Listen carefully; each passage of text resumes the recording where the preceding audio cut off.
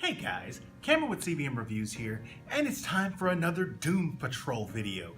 This time we're talking about episodes 9 and 10 of Doom Patrol, Jane Patrol and Beard Patrol. We're getting really close to the season finale of Doom Patrol, and we're actually getting closer to the Swamp Thing debut, which I'm low-key excited for, but that teaser that they released isn't enough to get me super hyped. Let me know what you guys think about that later on, but now let's get down to this review.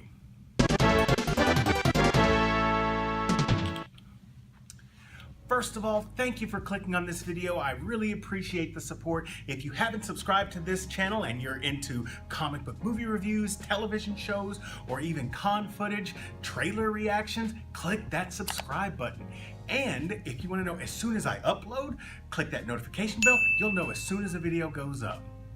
Now, let's talk about these two episodes. First, Jane Patrol. This, in a way, is the third part of a three-part story centering around Jane and Cliff, who is Robot Man. And this is kind of like the coming together of a lot of the angst and tension that has been between them throughout the entirety of the series. In the events of the last episode, Jane almost got married to Doug because she loves Doug. Actually, no, it wasn't Jane, it was Karen. And the one to kind of snap her out of the whole thing, or snap Jane back into the driver's seat, so to speak, was Cliff. So now she's in kind of a catatonic state, and they're trying to figure out what's going on because her vitals are fine, everything else is fine, brain activity's fine, but she is completely zonked out. And wouldn't you know it, the essence or the being or the whatever he is inside Negative Man comes out and links the two minds together. And here is where we have one of the best deconstructions of Jane throughout the entire series. This episode was so necessary to getting to the meat at what drives her character.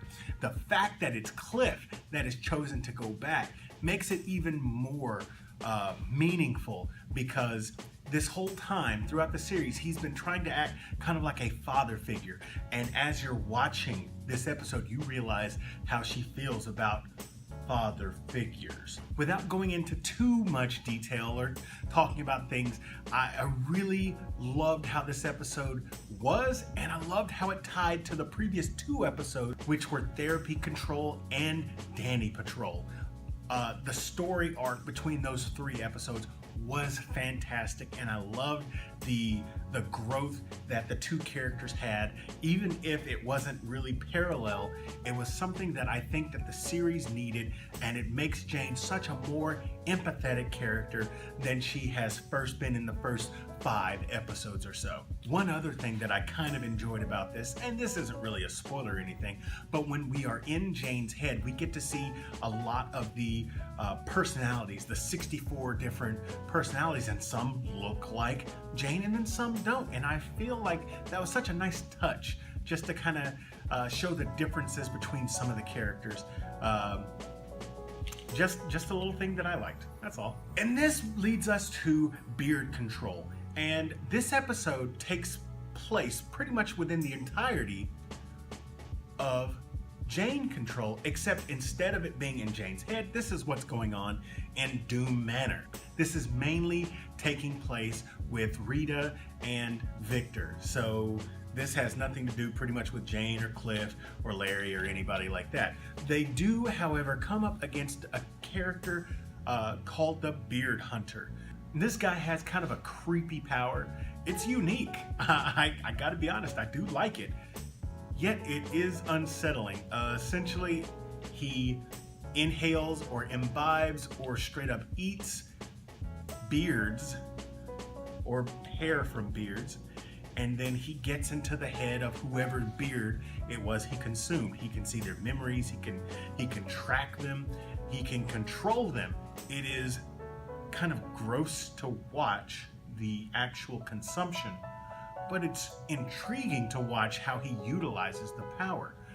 And this becomes even more intriguing because he inhales one single strand of hair from Cyborg's little, he has a little thing going, and then he's able to actually control Victor, and he also knows his every move, what he's about to do, and this pretty much makes Victor a liability when it comes to the fight that happens in Doom Manor. Thanks to Rita, things kind of work out okay, but there are a few things destroyed. But that is kind of like the less important thing that happens in the story. There's also a story involving the Chief, and this story takes place in 1913. How in the world do these people not age? However, that point is addressed in this episode. If you've been wondering, how do these people not age? How do they look the same as they did in the 50s and 60s and 70s? This starts to address that.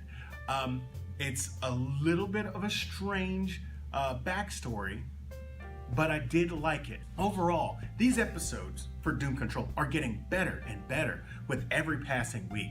Remember how lukewarm I was about the entire series, and then I hit episode 5 and I'm like, oh, I really like this. It's just like a snowball going down the hill, getting bigger and bigger and faster and better and fatter, and I am enjoying it.